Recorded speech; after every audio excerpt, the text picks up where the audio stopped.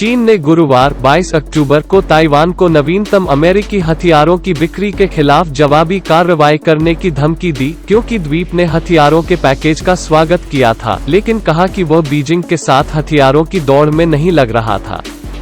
Trump प्रशासन ने Beijing और वाशिंगटन के बीच तनाव को बढ़ाते हुए अमेरिकी बिक्री अधिकारियों द्वारा हथियारों की बिक्री और यात्राओं के माध्यम से ताइवान के लिए समर्थन बढ़ा दिया है।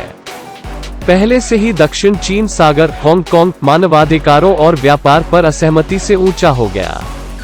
बीजिंग ने ताइवान पर चीन की संप्रभुता को स्वीकार करने के लिए ताइवान पर बढ़ते दबाव को लागू किया है, जिसमें ताइवान स्ट्रेट की संवेदनशील मध्य रेखा पर फाइटर जेट्स उड़ाना शामिल है, जो सामान्य रूप से अनौपचारिक बफर के रूप में कार्य करता है। ताइवान को संभावित $1.80 बिलियन हथियारों की बिक्री के लिए अमेरिका की मंजूरी का जवाब देते हुए चीन के विदेश मंत्रालय के प्रवक्ता झाओ लिजिन ने एक दैनिक समाचार ब्रीफिंग के दौरान कहा कि इस तरह की बिक्री बंद होनी चाहिए। बिक्री चीन के आंतरिक मामलों में गंभीरता से हस्तक्षेप करता है, चीन की संप्रभुता और सुरक्षा हितों को गंभीर रूप से नुकसान पहुंचाता है। ताइवान स्वतंत्रता बलों को एक गंभीर गलत संकेत भेजें और ताइवान स्ट्रेट में चीन अमेरिका संबंधों और शांति और स्थिरता को गंभीर नुकसान पहुंचाते हैं, उन्होंने कहा। झाओ ने कहा, स्थिति कैसे विकसित होती है उसके अनुसार चीन एक वैध और आवश्यक प्रतिक्रिया देगा। उन्होंने विवरण नहीं दिया, लेकिन चीन ने पूर्व में ताइवान को हथियार बेचने के लिए अमेरिकी कंपनियों को मंजूरी दे दी है, हालांकि यह स्पष्ट नहीं है कि उन्होंने किस रूप में लिया है। यहाँ तक क्षेत्र के दूरदराज के गांवों और कोने भी आंदोलन में शामिल हो गए हैं, जो राजनीतिक कैदियों की रिहाई की मांग करते हैं, जो अवैध सजा काट रहे हैं।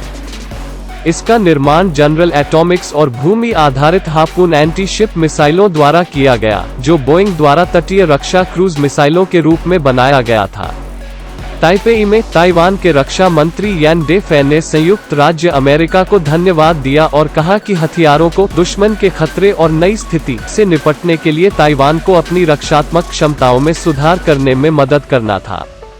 हम चीनी कम्युनिस्टों के साथ एक हथियारों की दौड़ में शामिल नहीं होंगे। हम अपनी आवश्यकताओं और रक्षात्मक जरूरतों का बचाव करते हुए भारी बाधा की रणनीतिक अवधारणा के अनुसार आगे की आवश्यकताओं को पूरा करेंगे और निर्माण करेंगे। ताइवान के राष्ट्रपति त्सै इंग वेन ने बढ़ते चीनी खतरे के सामने रक्षा आधुनिकीकरण को प्राथमिकता दी है, विशेष रूप से असम्मित युद्ध क्षमता, जो किसी भी हमले को चीनी हमले को मुश्किल और महंगा बनाने के लिए संदर्भित करता है, उदाहरण के लिए स्मार्ट खानों और पोर्टेबल के साथ मिसाइलों।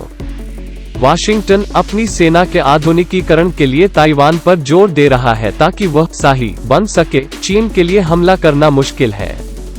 ताइवान नई सतह से सतह पर मार करने वाली मिसाइलों का परीक्षण कर रहा है, जो उसके मीडिया का कहना है कि चीन के अंदर गहरे हमले करने की क्षमता है, संभवतः द्वीप को चीनी हवाई ठिकानों और कमांड सेंटरों से दूर तक हमला करने की क्षमता देता है।